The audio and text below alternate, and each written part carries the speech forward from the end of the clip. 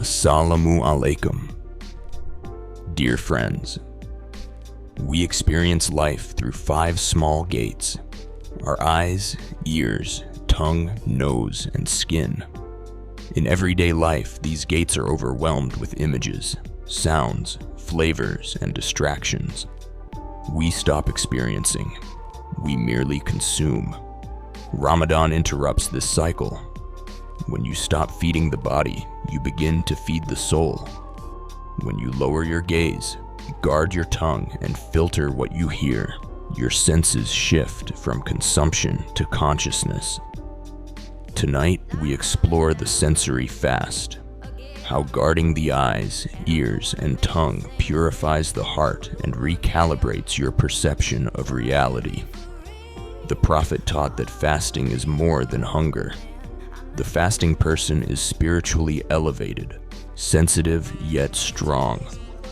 To preserve this state, the senses must be disciplined.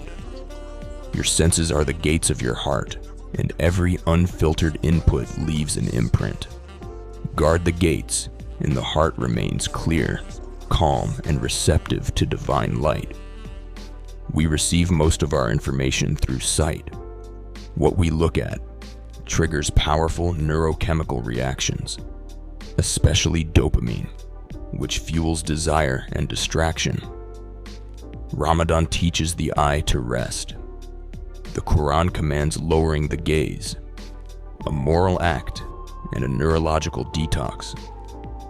When the eye stops wandering, mental energy is preserved.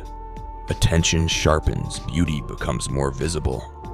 The Quranic page, your child's face, the sky at Maghrib.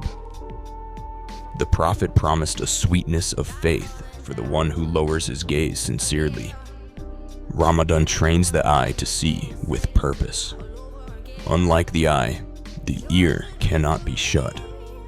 Every sound affects your emotional and spiritual state. Gossip and vain talk increase stress. Noise floods the mind with chaos. Silence activates the brain's default mode network, which enhances reflection and creativity. Avoid gossip and slander. These wound the fast.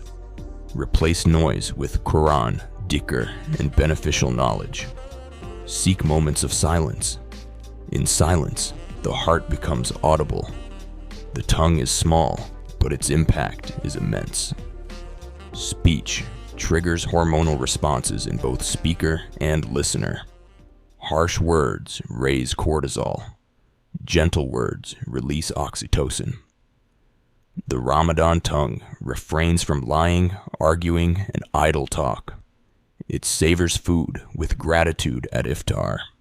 The simplest date feels profound. It becomes an instrument of dhikr and dua.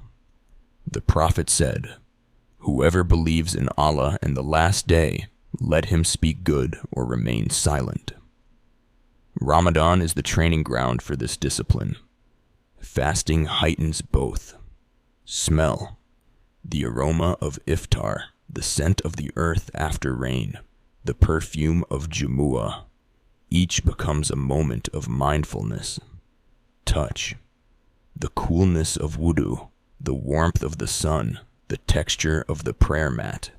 Fasting brings you back into your body with presence. When one sense is limited, the others sharpen. During fasting, taste is restricted, smell is partially reduced, focus shifts to sight, hearing, and touch. As a result, the ear becomes attuned to Quran, the eye becomes focused and reflective, the heart becomes more open to divine guidance.